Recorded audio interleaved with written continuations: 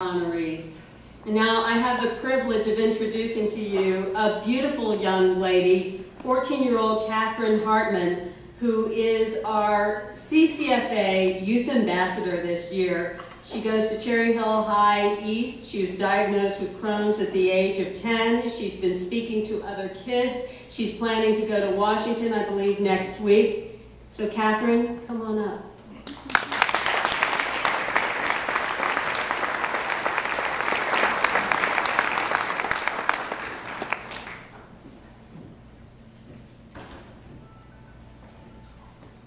Thank you, Ms. Cotton. It is an honor for me to speak to you tonight and to serve as your 2009 CCFA Youth Ambassador. My story is probably like many kids my age with Crohn's disease. In my particular case, it began 4 years ago when I was 10. All I remember was that I was really sick, losing weight, and my parents were really scared. My mom and dad took me from doctor to doctor, and none of them could figure out what was really wrong with me. I missed a lot of school, and worst of all, I couldn't participate in my sports, which I love.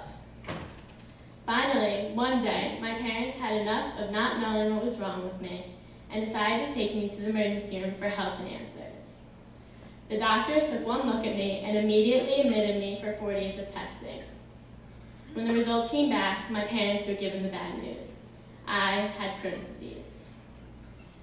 I had no idea what Crohn's disease was and what to expect. This is when I first met Dr. Bercoli and Sue Peck at Children's Hospital. They told me all about Crohn's disease and started me on medication, and I need a lot of medication.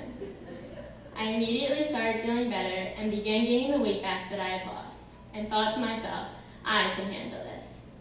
I went back to swimming after missing my spring swim season and had to work really hard to get back into shape. Well, all my hard work paid off as I qualified for my township championship meet and was even seated first in my event. I was thrilled, but then the reality of Crohn's disease set in as I had my first flare-up a couple days before the meet.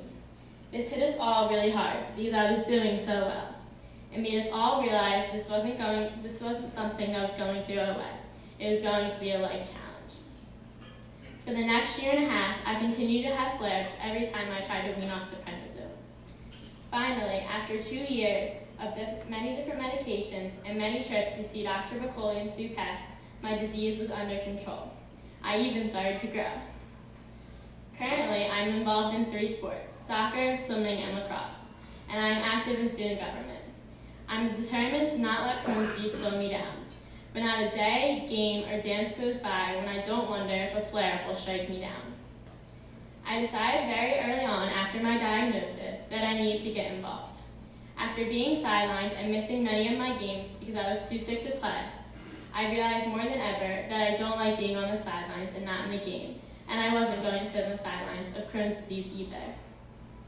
Since being diagnosed, I have participated in the Guts and Glory and Take Steps Walk, panel discussions for CHOP, and was the featured speaker at the 2006 Research Alliance. And I started CAB's Crew with a group of my friends to raise money and awareness for pediatric IBD research. I just changed the name to Cat and Coley's Crew because one of my best friends was recently diagnosed with Crohn's disease, so we are joining forces. I will also be attending my second IBD Day on the Hill next meeting with congressional lawmakers and advocating for increased funding for pediatric IBD research. Really, how many 14-year-olds do you know that get the opportunity to meet with Congress and try to make a difference in people's lives? I'm really excited. I'm going to continue to do my work, and I'm very excited and honored to be the 2009 CCFA Youth Ambassador. I look forward to representing CCFA at future events and will do my best to make a difference for all those dealing with Crohn's and colitis. While I am honored to be the face of this organization, I realize that it is you, everyone in this room, doctors, nurses, CCFA staff, contributors, and volunteers, who are truly the heart of this organization.